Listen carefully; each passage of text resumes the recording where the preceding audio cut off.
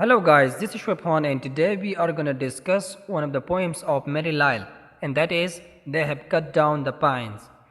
But before I begin this lecture, if you are new in my lecture, please like and subscribe the channel. Well guys, in order to understand this poem, I need to have a little look to its background. Basically, this poem has been composed by Mary Lisle. In this poem, the poetess has expressed deep concern about the cutting of pine trees. In simple words, in this poem, the poetess is so sad on the cutting of the pine trees because someone has cut down the pine trees, and poetess misses it a lot. Well, if you haven't seen pine trees, so now you can see on the screen, and these are pine trees, and they were cut down. Well, let's move and discuss the poem line by line. They have cut down the pines where they stood. The wind will miss them, the rain, when its silver blind is down. In these lines, the poetess expresses her grief on the cutting of pine trees and says, They have cut down the pines where they stood, which means the people have cut down the beautiful pine trees from the place where they stood. And then says, The wind will miss them, the rain, when its silver blind is down, which means the pine trees will be extremely missed by both wind and rain, especially when it is raining heavily. They have stripped the bark from the wood, the needly bough and the brown knobby nuts trodden into the ground. In these lines, the poetess says that the people have cut down the beautiful trees and have removed the bark from their trunks.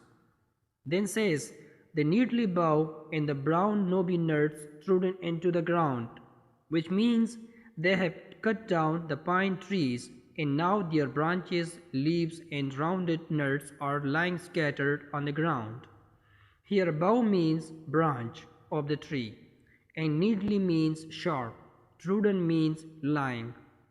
The kind and friendly trees where all day small winds sound and all day long the sun plays hide and seek with shadows, till the multiplying shadows turn to one and night is here.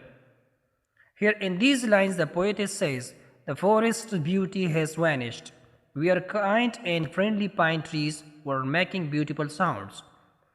Then says, the sun will also miss the pine trees because it used to play hide and seek game with pine trees till night. Here, till the multiplying shadows turn into one means the sun used to play hide and seek game till the time of its descending.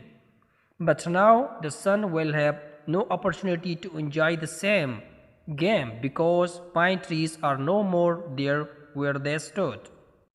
They have cut down trees and ended now the gentle colloquy of bow and bow. Here in this stanza, the poetess is using personification and says the people have cut down the pine trees and now there will not be the gentle conversation among the branches of the pine trees. Here colloquy means conversation and bough means branch of the tree. So in simple words, you can say that she is using personification because she is giving the quality of human beings to the branches of pine trees. She says that they have cut down the trees and eaten now the gentle colloquy of bow and bow, which means there won't be any conversation of the branches of the tree because they have been cut down by the people. They are making a fence by creek and have cut down the pines for posts. Now in these lines the poetess clarifies that why the pine trees were cut down.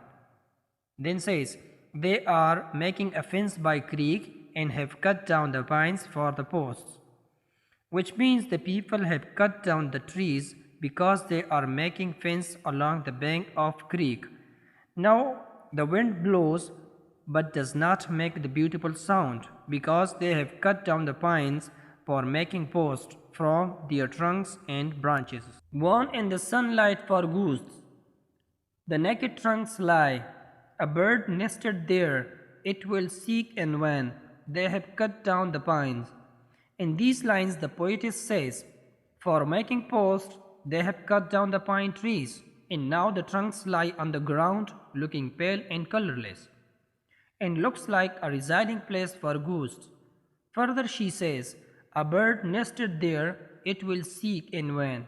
They have cut down the pines, which means a bird nested there in the pine trees, and it will be searching its nest in the trees, but unfortunately, its searching will not provide its nest because the people have cut down the pine trees. Well guys, if you have enjoyed the lecture, so please do not forget like and subscription to the channel. Thank you.